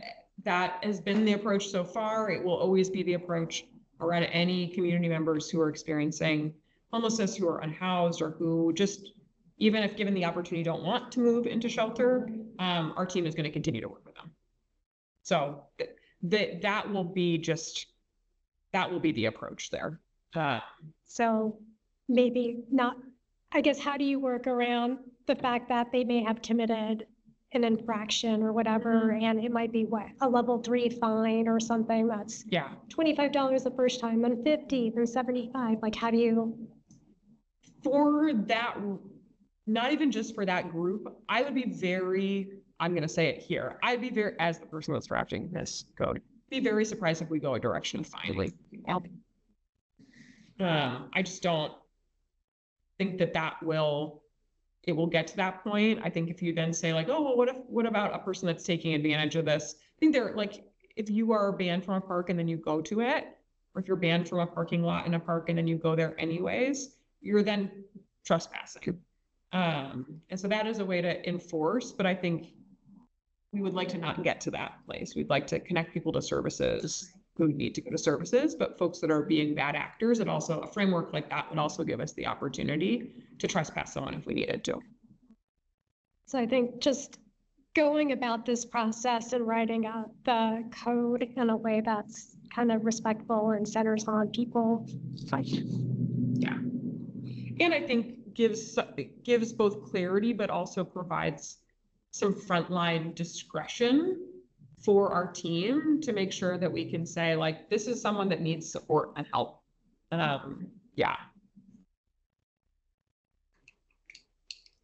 So I think going back to the community input part, I think if it's like something you can like bring to like Issaquah's advisory board, or I think the Highlands board, because a lot of members there from like 6th grade to like seniors are using the parks, and many of them may not see the surveys or things like that, but I'm sure they have a lot of input of like, they don't know like where they can ride their bike or like what they can do.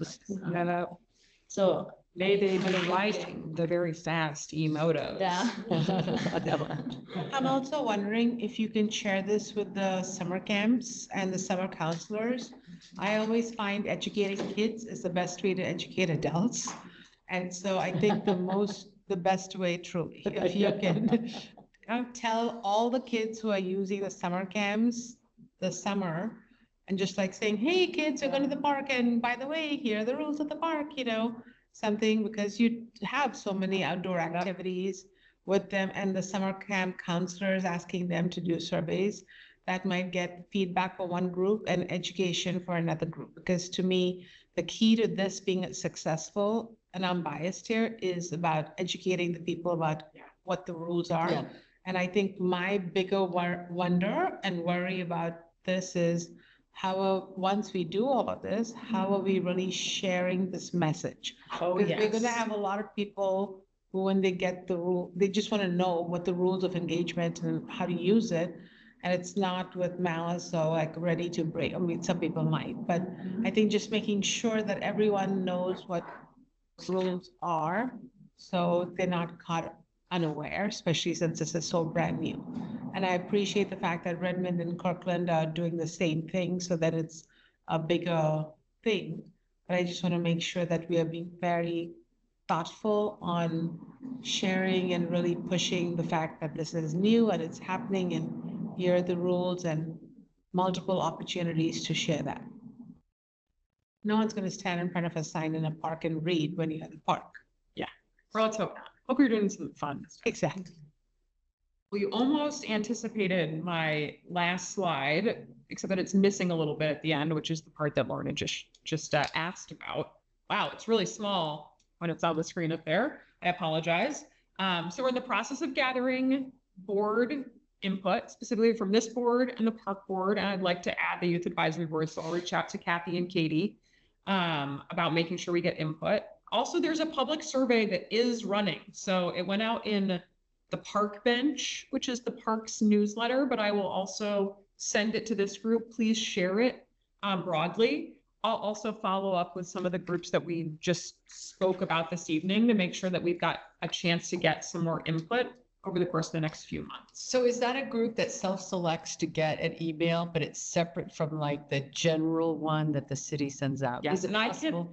I cannot tell you exactly who opts into that listserv because I don't personally know. I don't know if it is something like these are email contacts that we have in perfect mind for anyone that's registered for summer camps ever, or this is just users of the system who have had a touch point with us, folks that have rented, you know, I can't tell you. I'm sure Jeff Watling could tell us who's on there. Is there a reason why we wouldn't do it to the general population? You know, the reason that this early survey is focused on park users is, as I think you probably just learned in a presentation about community engagement, there's a lot of surveying that's happening. Yeah. Right now. And ultimately what comes out of this survey is not going to be like, these are the rules. And so we didn't feel like at this stage we really needed to go broad. Like if we got, 200 responses, that would really help narrow the direction of the drafting. Because after this goes back to the Services, Safety and Parks Commission, committee of the City Council, we will also need to start thinking about implementation. So the rules, once they're adopted, we are going to think about how are these being shared also. And so that will come back to this board probably in September. So those are kind of the next steps. I guess my last question is like, any little bits and bobs here before we switch? I know we're very close to 8 and I'd like to get these last 3 items done without keeping you too late into the night. Okay. Awesome. Good stuff. Thank you. Okay, Leslie, what's next? Okay, so our next agenda item is the 2025 year-end report. Awesome. Me again. Yes. Me. We looked at this strength report. Gosh, was it even this year? I can't even remember. January, February? I think it was January. I think it was our January meeting. You all gave some very minor tweaks and edits. I brought it back because the group needs to vote. Everyone here is a voting member tonight. Including Chris, because we have Heather is absent, so you're voting on behalf of Heather. And so I want to let Leslie go ahead and lead our A's and nays and abstentions here. Okay, fantastic. So can I hear a motion to approve the Equity Board 2025 year-end report as reviewed and discussed? So. I'll make a motion to approve. Fantastic. Is there a second? I can sing here. All right, and I forgot to do this, and it's terrible because I do this for a living. Is there any discussion? Okay, all in favor? Hi. Aye. Okay, great. Looks like our motion here. Okay, motion on that carries. I will make sure that that goes into an upcoming packet for the city council. And I will let the board know when it is on the schedule to be received. Fantastic. Thank you. Another item to vote on. Yeah. Looks like it's the 2026 work plan. Back to Dale. So we discussed this work plan again many months ago at this point.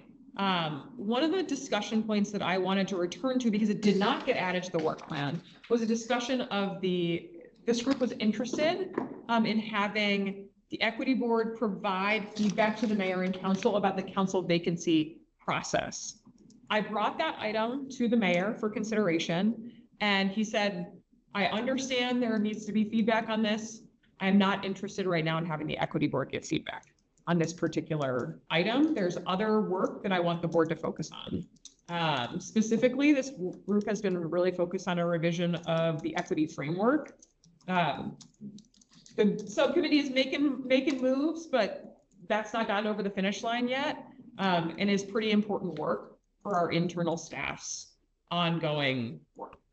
And so that is where he would like us to continue to focus. So that was not added to the work plan. If you all want to write a letter, if you want to talk to him, did you get a chance to talk to him? I talked to him. Okay.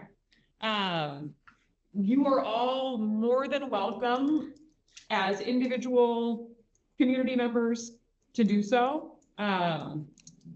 If you as a board want to write a letter as a board saying we don't agree and we still want to consult on this, you guys can write a letter about that, but it's not being officially added to the work plan from the mayor. So I will present that, and that way, Leslie, we can open for discussion, but I'll let you make that. We'll do motion second, and then you could discuss. So that's the only update along with the plan. Work on Culture Fest was added to the plan per our conversation. And I have a follow-up item for Leslie, making sure that we figure out who potentially from the board, or what one or two people would like to participate in the planning group that's working on that. And so they just had their first meeting, but they'll be meeting regularly between now and the September event.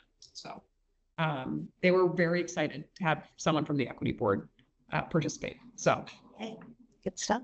So those are the two updates on the plan since we last talked about it. Okay, thank you, Dale. So is there a motion, or can I hear a motion to approve the 2026 work plan as previously reviewed and modified and discussed this evening? Motion to approve. Is there a second? Second. Thank you. And any discussion? I have one discussion question.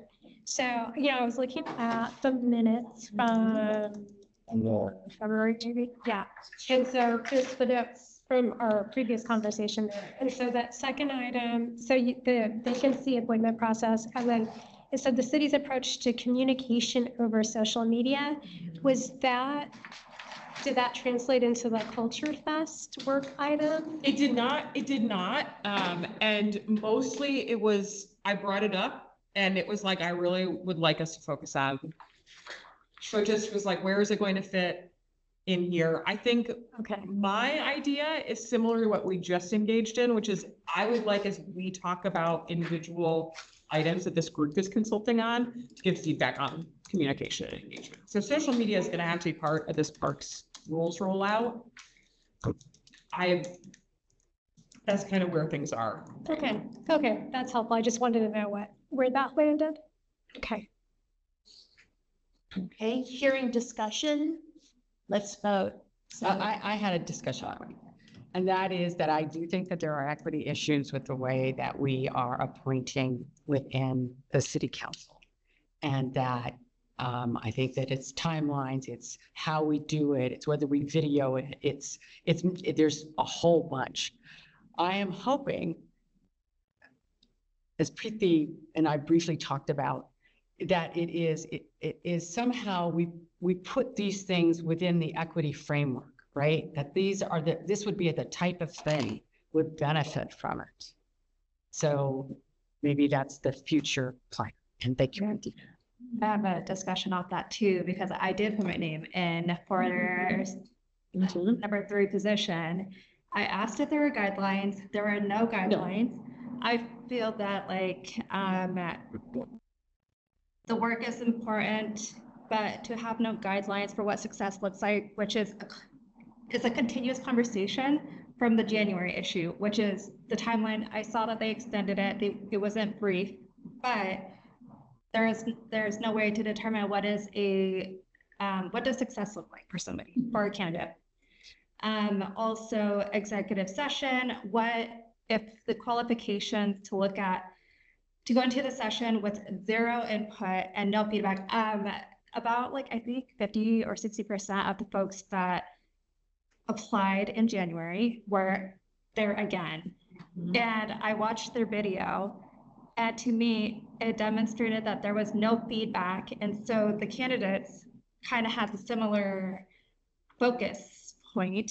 And then also it was interesting because there was somebody who focused more on their time of their speech rather than the content of their speech. So to me, that just like tells me, as like somebody who went through the process, I was a little bit confused and I wasn't really sure what I was going for and what is somebody envisioning and how, and also how people are reached out outside of becoming a board member. Are you close to somebody on the council and they send you a text to like, here's all this.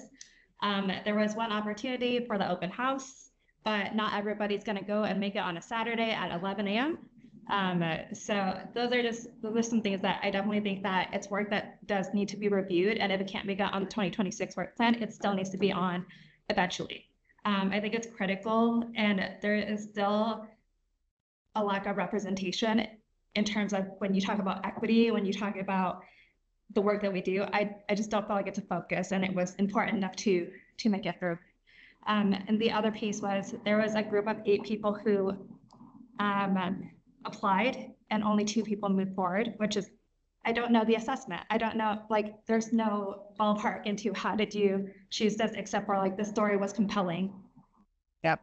So transparency is lacking. Yeah, because if people were set up to know that 80% was actually your verbal presentation, but then you also have no guidelines, and it's like, go with what your heart desires. And if you've never gone through the process and you have very limited like knowledge about how council appointments work, then you're just set up to fail. And so then the end result is that there will still be a lack of representation at that table. So just thank you for sharing your experience. And thank you for sharing. Also, in addition, when there's no clear guidelines and no metrics that are being used to determine who moves forward, it's impossible to kind of determine if there was any bias being used. I'm not saying there was, but then there's like this cloud of, oh, so-and-so knows X person on the council and they could have given them tips and tricks to kind of be ahead of someone else. And people unconsciously might do that, not on purpose. We want to always assume like that good intention from the community members who are with us, but it's human nature to kind of do that. So the lack of transparency prompts those questions, even if they are not there. I don't know if that makes sense. It does. Makes complete sense. Yes.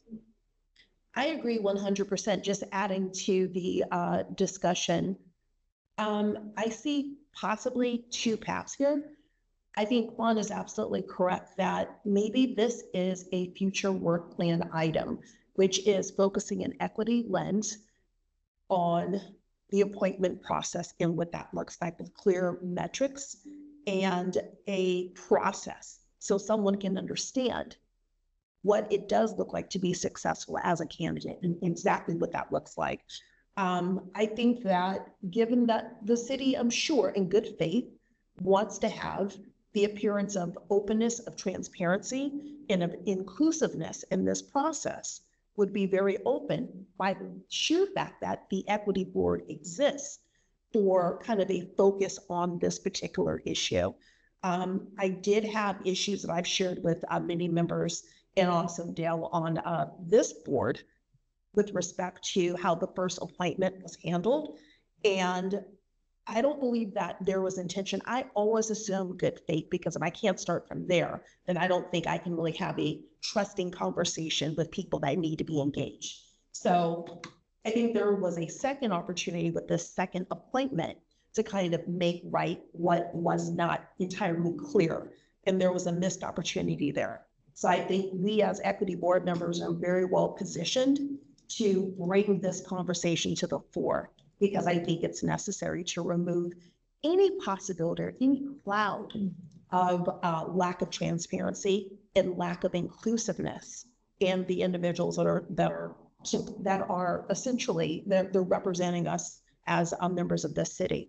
So that's one part. The second part is a question to everyone, which is, would there be any, I guess, any desire to have us either as a board or subcommittee to draft a letter to the mayor and to the council, acknowledging that this is not part of our 2026 work plan, but what we'd like to see going forward in the future, indicating what our concerns are with the current process, and perhaps offering a plan forward from our perspective.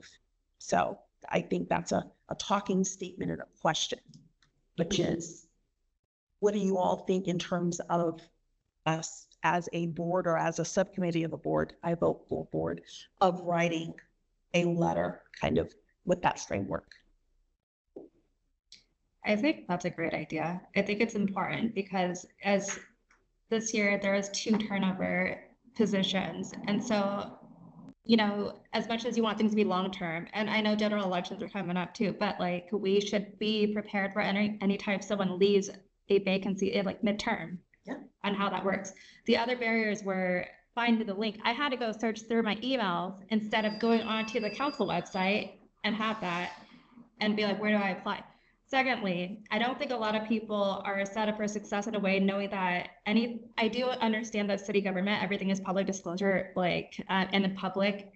I didn't realize it was gonna be on the docket attached into the, like, for public viewing, I guess. And so things like that, maybe like would frame it differently in the ways that you submit your items. So there's just a lot of areas that through the experience of like wanting to see what that looked like and what like success looked like, I did not find success as a candidate.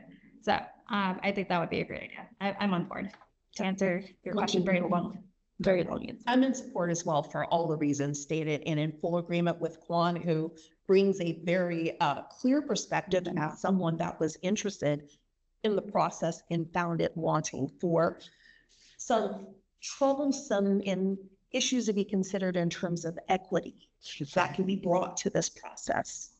So I'm in agreement. I support too, because I do believe our board exists to give feedback to city council and the mayor regarding inequities or lack of transparency, even just things that we feel like not everyone in the city, the community members have access to. So the lack of guidelines concerns me, and I feel like this is a topic we should be talking about, because quite honestly, it's more important than the park guidelines, because it really shapes and impacts all community members. So if we don't have time in a regularly scheduled meeting, I hope we can make time at a separate special meeting or as a subcommittee that many people can join.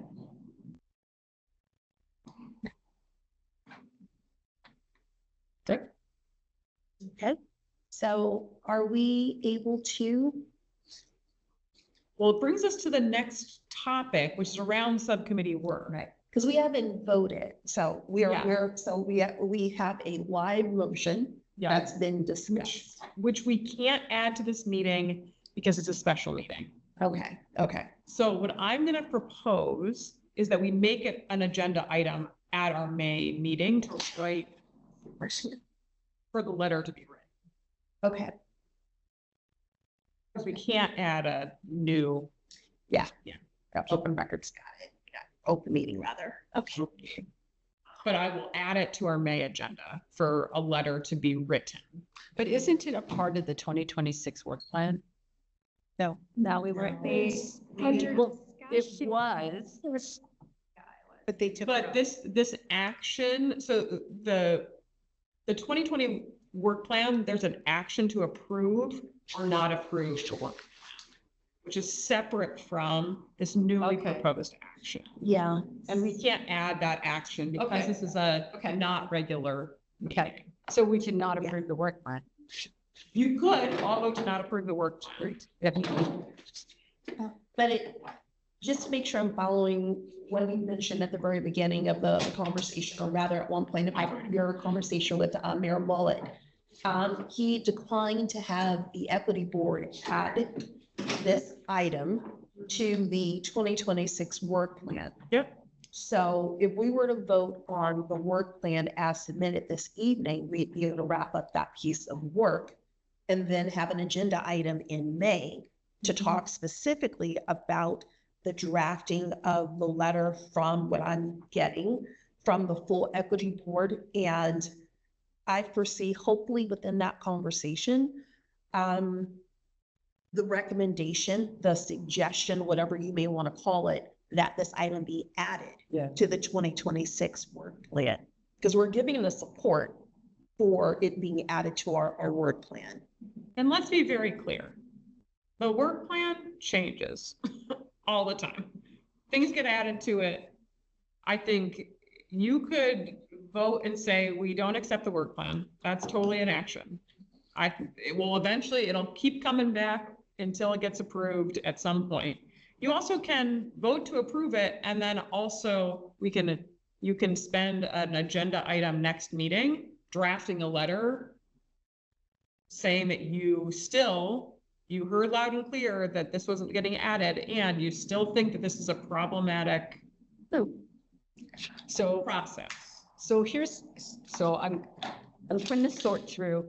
I did not understand ever that when we wrote our work plan that the mayor would, or the city council would not approve an item in it. Well, so you don't write your work plan. You would.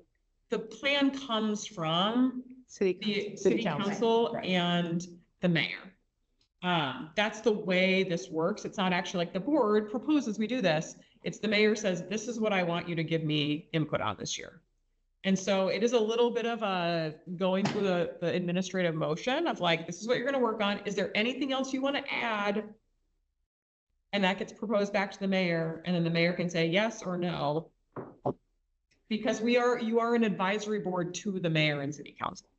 I'm wondering if you can hold off on approving of the work plan, because it feels weird to approve it, but at the same time, you're saying, hey, we're not really happy about it, and we're gonna have a meeting to write a letter to say that we're not happy about something that we wanted to do, not be in it. So can we just hold off on approving it and then maybe talk more at our next meeting and then go from there? I recognize that our work plan is fluid. Yeah. But it feels like this is an important thing. Yeah. And so if it's an important thing we want to put on our work plan, it can't be something that's like added as a secondhand thought. You know, like it needs to, I think the idea is this is an important topic. Yeah. There was passion about last meeting. Yeah. And it's got revisited and there's still interest. What, in terms of the May 13th meeting, which will be the next time this group is together, absolutely we can have an agenda item that is focused on you all writing a letter. I think it will happen on the record unless you'd like a subcommittee to draft a letter prior to the meeting, which is also an option. Though I will say the item we're not going to get to tonight indicates we've not had a ton of success in our subcommittee, like really making the work happen between meetings. And so, which my proposal in that next item was going to be that we save part of our allotted meeting time every month for subcommittees to meet. So actually shorten the regular business and then break off into groups that are smaller than quorum to do that work. Or if you want, you can start the conversation at the upcoming meeting. However, I mean, I guess you could also vote on it the same night, but we would need to decide that you were going to do that and put it on the agenda. I'm just getting into the big old logistics. I think that's too rushed. Okay. So do you want to, would you like to put, just to have the next meeting be about drafting this letter? Good discussion, right? Like, Yeah, it would be labeled as a discussion, but would you like to actively draft? I mean, like. I think maybe have a discussion, talk about key things, and then we have a committee Okay, to draft the letter. okay. Everything to me right now, I'm feeling. And I have written a letter to the mayor. Yeah. From me, Yep. that I am very happy to share. Yes. That kind of outlines from my perspective, because I couldn't speak for us. Are you interested in also having, do you want to just meet as a board and get all of your thoughts out? Are you interested in my inviting the mayor to come and answer questions? Like, what would you find any of that helpful in this process? Or, oh yeah, go ahead. Oh my gosh, Chris, I know you're here, but you're speaking from the ceiling like a tiny god. Sorry about I would recommend we don't invite the mayor until we kind of like have a unified message to give him. That's my only input. So I'd like for us to kind of have some talking points at least, and then I don't know if it ends up being drafted into a letter or not, but at least we need to be aligned on what we're talking to him about before we kind of just invite him. Because I don't have a question for him yet. And that's kind of why I'm like, I would like to think on it a bit. Sounds good. Do others agree, disagree? I agree. I agree, but regarding the work plan, if I look across the items on the work plan, this is something I feel has higher priority than other things on the work plan. So that's where I'm like a little hesitant to approve a work plan today when I think this is more important. And I would rather deprioritize something else. Okay. And I know that work plan goes back to the mayor, but I think that's we want to advise on what feels like the highest priority things to tackle. Y'all, it's your decision. You don't have to convince me. So go with what we're saying, which is postpone. Right. We talk. Well, no, I think we're not going to approve, and we're going to discuss and make. I think you have to not approve. I think you have to vote against approving. We have the motion. Yeah, so we withdraw the motion that was on the floor because it's basically gonna die for lack of a quorum. So, can I hear? Yeah, well, you need to vote on it. It's still, you have enough people and you have to vote on whether to approve or not. So just, discussion. So now it's the vote. So,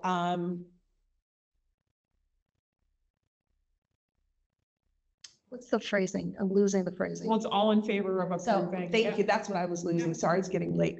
Who is in favor or, please vote to indicate if you're in favor of approving the 2026 work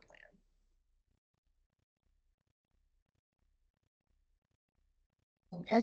You have to ask the other one. So let me ask the other question in reverse. Who is not in favor? In favor, and then you say any, opposed, those opposed. Okay. So who's in favor? No hands. Who is opposed to approving the 2026 work plan? Aye. Any abstentions? Okay. The motion does not carry unanimously. I jumped ahead to the last item. I'm just going to mention it briefly for consideration. We've had some struggles getting work done in subcommittee.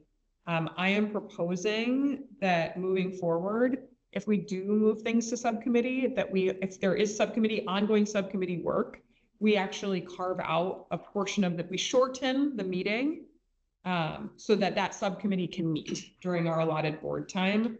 I think that will enable some activation of stuff that's been difficult to coordinate over email. We do not have time tonight, but moving forward. So for example, Chris, go ahead. Oh, no. He claps his head. Even better. I was just supporting you from the air. from the air. I love it. So we'll do that moving forward. We will, it sounds like likely form a subcommittee at the next meeting. And so that group, potentially even at the next meeting, we could adjourn early and give that group some coordination time, so that you're not then in the no man's land of email exchange. Sounds like folks are supportive of that idea. Absolutely. Good support. Great. Okay, Leslie, back to you to close us out.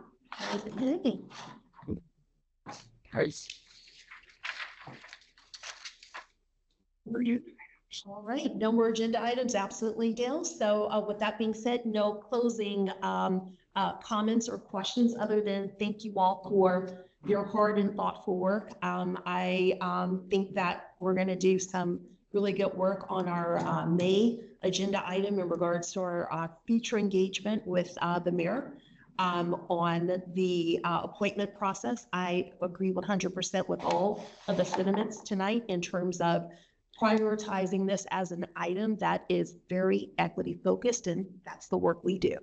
So with that being said, we can adjourn the equity board meeting of April 8th at 8:19 p.m.